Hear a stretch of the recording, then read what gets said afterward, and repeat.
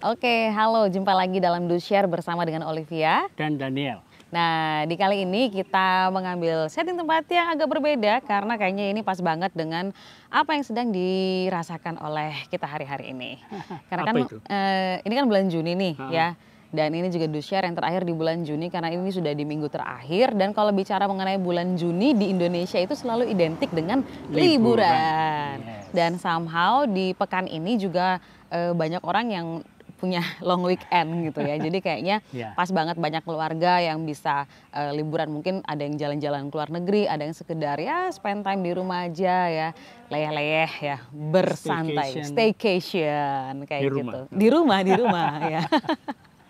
Nah, Oke. ngomong-ngomong mengenai liburan ini memang sesuatu yang sangat menyenangkan ya. Kenapa? Karena setiap orang itu kan punya aktivitas setiap hari. Ya, betul. Punya aktivitas setiap hari dan kadang-kadang kita itu bisa terperangkap dalam yang namanya rutinitas. Dan kemudian kalau ada sesuatu yang bisa kita lakukan di luar sesuatu yang rutin itu tadi kayaknya wah benar-benar sangat menyenangkan. Tapi kayaknya istilah liburan sekarang itu nggak terlalu ngetren lagi. Nggak ngetren ya? Ngetrennya adalah healing. Healing.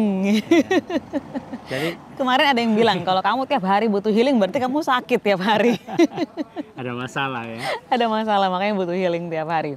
Tapi emang bener sih karena apa ya kayaknya kalau liburan itu kita menganggap itu sebagai satu momen untuk kita bisa ngecas kembali diri kita supaya waktu kita kembali kepada aktivitas kita seperti punya satu kesegaran ya disegarkan kembali. Tapi sebenarnya itu enggak. Malah capek. Ya kan? Yang Karena cuciannya semua bawah.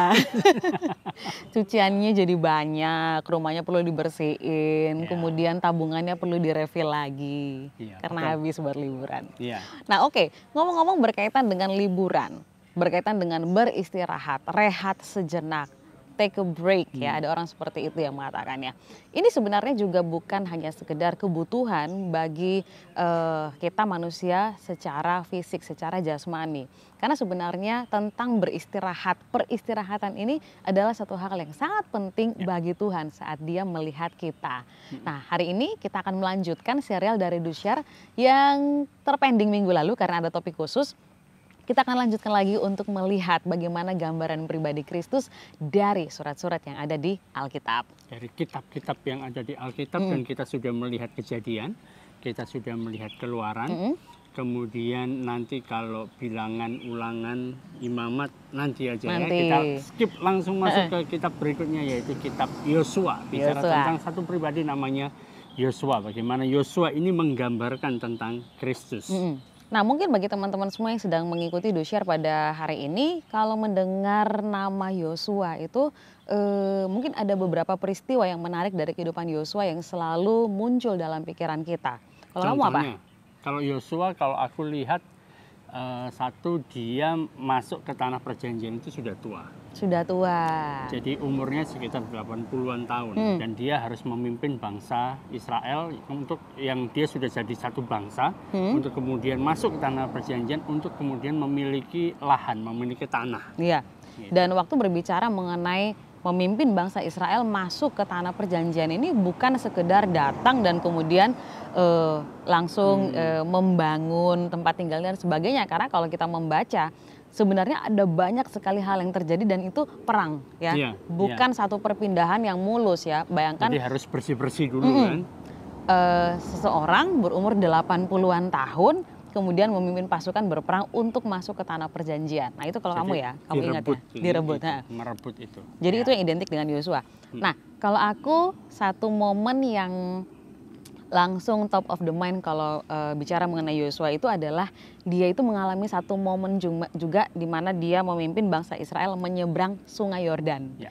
Kalau Musa kan itu menyeberangi Laut Merah, ya kan. Ya. Nah Yosua itu juga mengalami satu momen yang serupa sama. Kenapa kok Tuhan buat gitu ya? Kan sudah lewat Laut Merah nih. Sebenarnya Yordan kan ya oke-oke aja lah, mereka bisa nyebrang gitu. Kenapa harus dibelah juga gitu?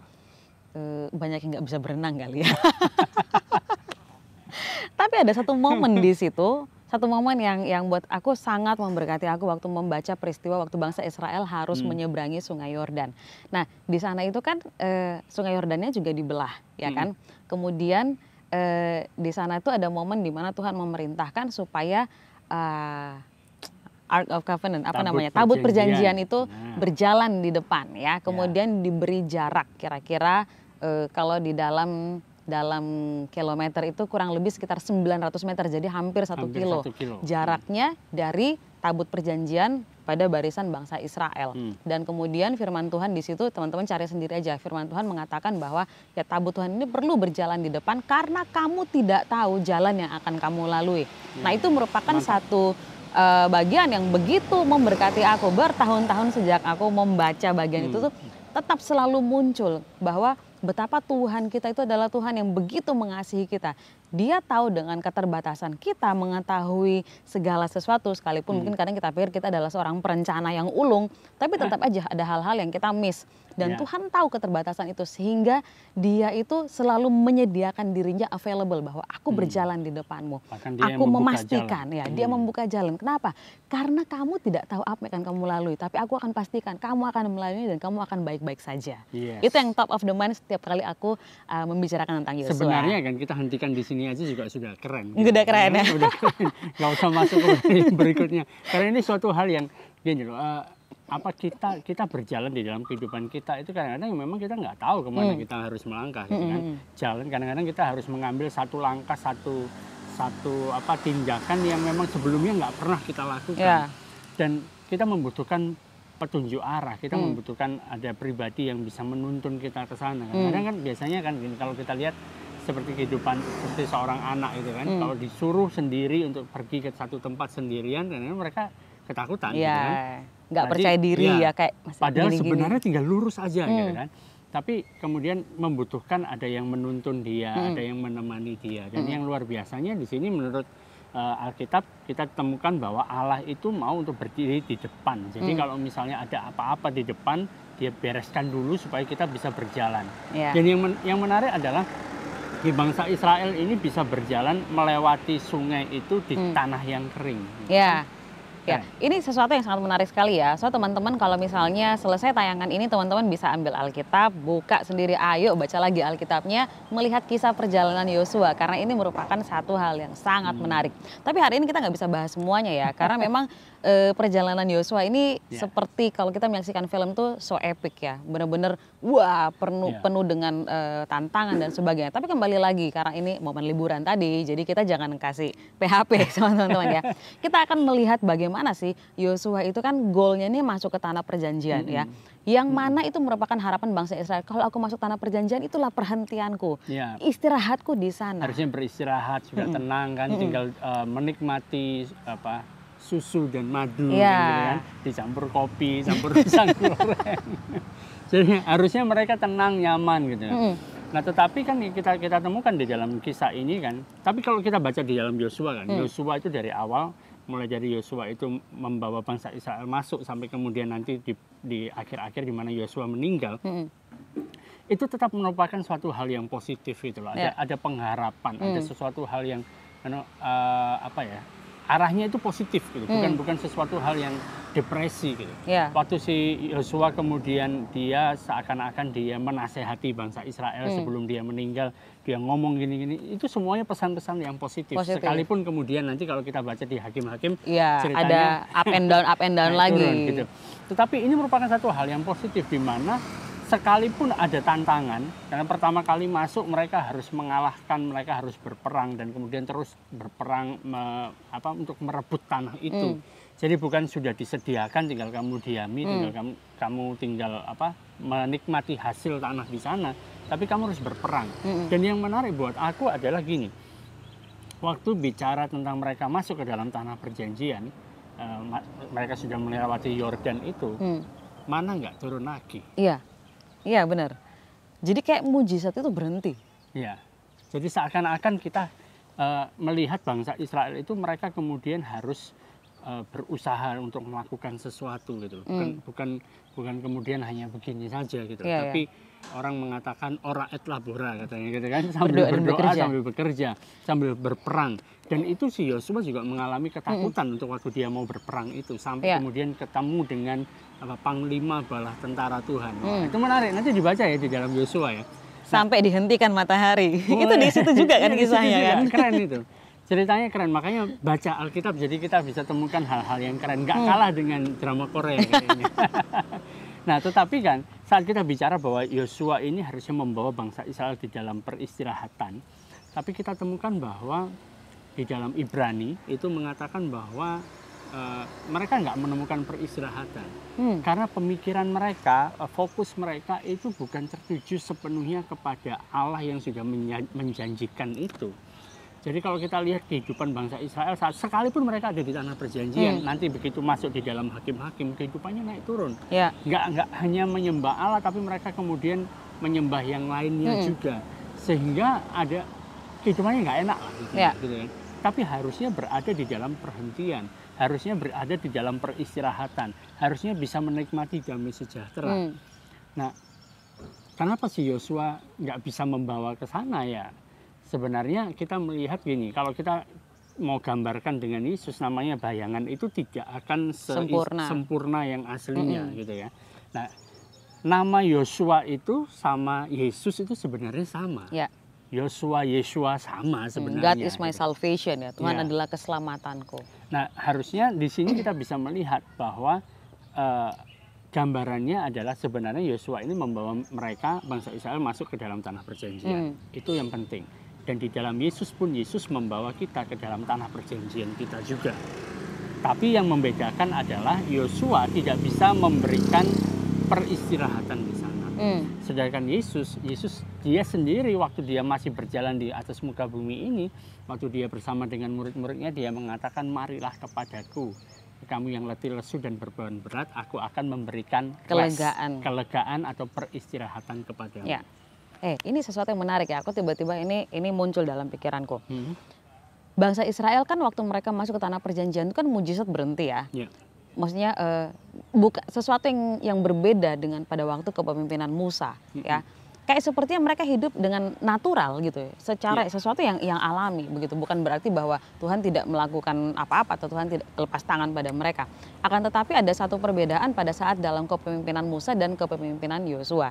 Dan kemudian tadi kamu mengutip dari Matius ya, bahwa marilah kepadaku kamu yang letih lesu dan berbeban berat. Kita seringkali berhenti pada bagian itu aja ya. Aku akan memberi peristirahatan, aku akan memberi kelegaan, aku akan memberikan rest. Kadang-kadang kita hanya berhenti sampai di situ. Sampai aku tadi juga sampai berhenti tadi. di situ ya. Tapi yang menarik sebenarnya adalah Tuhan Yesus bilang begini, bahwa pikulah kuk yang kupasang, karena kuk yang kupasang ini enak dan bebanku pun ringan. Nah, bukankah ini sama dengan pada waktu bangsa Israel mereka masuk ke tanah perjanjian ya? Itu bukan berarti semuanya tidak ada kuk, tidak ada beban. Tidak ada yang harus dilakukan. Tidak ada yang harus dilakukan, terus mereka cuma duduk aja. Ada. Karena mereka harus berperang, ada berapa banyak suku yang mereka harus kalahkan dengan metode, dengan cara yang bermacam-macam. Ada yang berperang, ada yang harus dikelilingi dan macam-macam gitu ya. Tapi penyertaan Tuhan selalu ada. Nah, bukankah ini sama waktu kita berada di dalam Yesus, kita mempercayai Yesus sebagai Tuhan dan Juru Selamat. Waktu kita menjalani kehidupan yang natural, yang alami ini, kan juga ada yang dilakukan. Iya. Dan kayak sekarang kita merekam ini juga melakukan sesuatu. Melakukan sesuatu, gitu ya? Betul. Dan kemudian waktu kita menjalaninya bersama dengan Tuhan, bukan berarti semuanya itu akan mulus gitu loh. Tapi kita tahu bahwa waktu aku menjalaninya, aku tidak menjalaninya sendiri. Dan bahwa ada kepastian, ada pengharapan bahwa Dia itu menyertai aku. Ya, dan yang paling penting adalah the state of our mind, gitu kan, state of our mental. Gitu. Secara mental, secara pikiran kita gini loh, kadang-kadang waktu menghadapi permasalahan itu yang jadi masalah, udah menghadapi permasalahan, jadi masalah lagi adalah kita nggak bisa tidur gitu kan, pikiran ini kayak nggak bisa berhenti, hati itu kayaknya nggak tenang, dan banyak hal yang berkecamuk di dalam kehidupan kita. Sementara kan, kalau kita namanya kita adalah orang yang hidup, pasti akan ada masalah. Nggak mungkin masalah itu bisa berhenti gitu. Dan kalaupun mungkin kita bisa mengambil nafas gitu ya, beberapa waktu karena masalah yang satu sudah selesai, sebentar lagi masalah yang lain akan datang gitu loh. Jadi nggak akan ada habisnya. Oleh karena itu, daripada kita menghabiskan waktu untuk kemudian memikirkan sesuatu hal yang jelas nggak mungkin kita pikirkan lagi, nggak bisa tidur, nggak doyan makan, tapi berat badan naik terus, ya, itu yang jadi repot gitu. Marilah kita datang kepada Kristus, ya, datang kepada Yesus, kita serahkan semuanya, kita pikul. Jadi apa yang bisa kita lakukan gitu loh. Dan kita berpegang pada Dia. Karena Dia yang menuntun kita, Dia yang membawa kita ke dalam satu peristirahatan ini. Iya. So kalau aku bisa menangkap dari apa yang kamu barusan jelaskan tadi, yaitu mengenai state of mind atau mengenai posisi dari mentalitas kita, posisi dari pikiran kita. Peristirahatan yang dimaksud di sini bukan berarti kamu tidak melakukan apa-apa, tapi karena kamu tuh tahu, kamu punya pengharapan, kamu punya satu kepastian, punya satu jaminan bahwa aku memang sedang menghadapi masalah. Tapi aku tidak sendiri, aku menjalaninya ini bersama dengan Yesus. Dan kalau bersama dengan Yesus, aku pasti baik-baik saja. Dan kalau aku bersama Yesus, aku adalah lebih daripada pemenang. Nah, justru waktu kita punya kepastian itu, punya jaminan itu, sekalipun kita nggak tahu prosesnya bakal kayak apa. Nah, di sini itu bisa rest, di sini itu bisa tenang. Karena di sini lah paling di sini, ya, di sini. di sini bisa tenang. Karena di sini kadang-kadang kita harus mikir betul. juga, gitu, kita harus mikir juga. Dan waktu kita punya satu kepastian itu, kita punya satu pemahaman itu, entah gimana nanti caranya, entah prosesnya gimana, tapi damai sejahtera itu ada. Ya, peristirahatan dan perhentian dari diri sendiri itu ada jadinya. Jadi kita bukan lagi mengandalkan diri kita sendiri, tapi kita mengandalkan Kristus dalam segala sesuatu yang terjadi. Sebab kan mengikut Kristus bukan berarti semua permasalahan kita selesai. Bahkan Yesus sendiri mengatakan bahwa di dunia ini kamu akan mengalami penganiayaan bahkan bahkan penganiayaan. Tapi jangan takut sebab aku sudah mengalahkan dunia. Dan Dia yang dahsyat itu yang jauh lebih hebat daripada Yosua yang hanya bisa membawa bangsa Israel masuk ke dalam tanah perjanjian. Tapi Yesus yang kita percayai, ya, saudara bisa percaya bahwa Dia tidak hanya sekedar memberikan tanah perjanjian kepada kita, tidak sekedar memberikan janji-janji kepada kita, tapi Dia berikan kepastian, Dia berikan juga peristirahatan. Saat kita lemah, saat kita nggak mampu, saat kita nggak kuat, datang sama Dia. Dia berikan kekuatan kepada kita, Dia berikan peristirahatan. Seakan-akan Dia suruh, lereno dhisik, duduk dulu, tenang, gitu kan? Dan kemudian Dia akan berikan hikmatnya, Dia berikan kemampuannya untuk kita bisa selesaikan permasalahan kita dan menyongsong permasalahan yang lainnya lagi. Dan di sini juga kita melihat satu gambaran yang lebih baik. Kalau Yosua memimpin bangsa Israel masuk ke tanah perjanjian, Yesus, sang salvation, sang keselamatan kita itu bukan hanya untuk bangsa Israel, tapi untuk seluruh kita semua dari bangsa-bangsa lain. Kita yang percaya kepadanya, Dia adalah keselamatan kita, Dialah perhentian kita, Dialah peristirahatan kita. Apa yang dimiliki oleh bangsa Israel, kita punya yang lebih baik. So teman-teman bisa lihat bahwa kalau kita membaca di Ibrani tentang saksi-saksi iman, apa yang kita miliki sekarang jauh lebih baik dari orang-orang yang mungkin menjadi panutan kita, which is good, kita belajar dari mereka, dari para tokoh-tokoh yang dari Alkitab. Tapi kemudian kita punya pengharapan yang aku punya sekarang karena Yesus itu adalah sesuatu yang lebih baik. Jadi kesimpulannya? Kesimpulannya adalah ayo enjoy peristirahatan, enjoy perhentian. Enjoy kehidupan kita bersama dengan Kristus, bahwa Dialah satu-satunya, Dia yang memimpin kita, Dia yang menuntun kita, bahkan saat kita nggak mampu, Dia ada di depan kita, membuka jalan buat kita. Dengan area-area yang kita nggak ketahui, Dia masuk duluan, Dia amankan segala sesuatunya. Mungkin ada satu dua hal yang kemudian membuat kita mulai berpikir, membuat kita merasa kok berat ya, tapi serahkan pada Kristus. Oke, so teman-teman semua, karena berhubung kami sekarang sedang kita sekarang sedang rekaman di rawa-rawa Kenjeran, Surabaya, dan nyamuk mulai keluar. So kita langsung saja mungkin sampai pada closing dari DoShare pada hari ini. Kita berharap bahwa dimanapun teman-teman berada, apapun yang sedang teman-teman lalui hari-hari ini, entah yang sedang holiday ataupun yang sedang badannya holiday tapi di sininya nggak bisa, semoga saat mendengar apa yang kami sampaikan lewat DoShare pada hari ini boleh memberikan satu kekuatan yang baru, sesuatu yang bisa menyegarkan teman-teman. Ada pengharapan, mengingatkan kita semua kembali untuk kembali melihat kepada Yesus, sang keselamatan kita itu ya. So buat teman-teman semuanya, enjoy your time ya, dimanapun berada bersama dengan keluarga, nikmatilah itu. Kita bilang kesusahan sehari cukup untuk sehari ya. Kita mikir lagi. Kita pun juga kalau makin dipikir-pikir juga nggak bisa dapat jalan keluarnya. Ya sudah, nikmatilah ya. Tuhan Yesus tahu kok besok bakal seperti apa dan Dia tetap ada bersama dengan kita. So buat teman-teman semuanya, kita sampai di sini. Kita akan ketemu lagi di hari Selasa depan dalam DoShare. Akan tetapi dimanapun teman-teman berada, jangan lupa hari Kamis kita ada Bible Study yang masih membahas Yakobus ya. masuk ke pasal yang keempat ini. 4. Mantap ini nanti. Oke, so teman-teman jangan lupa hari Kamis nanti, mumpung nih kita sekarang bisa mengadakan Bible Study secara online, artinya teman-teman bisa akses dari manapun ya, selama ada internet connection, langsung aja kontak ke kami, minta linknya karena kita akan adakan Bible Study ini menggunakan Google Meet ya, dan setiap hari Kamis jam setengah 8 malam waktu Indonesia Barat. Dan kemudian Dushare akan kembali lagi pada hari Selasa depan jam 8 malam waktu Indonesia Barat juga. Jangan lupa untuk share ya, karena gampang sekali, tinggal share, lebih banyak orang boleh diberkati. Oke, jadi itu saja dari kami. Kita berjumpa kembali di lain kesempatan dan Tuhan Yesus memberkati.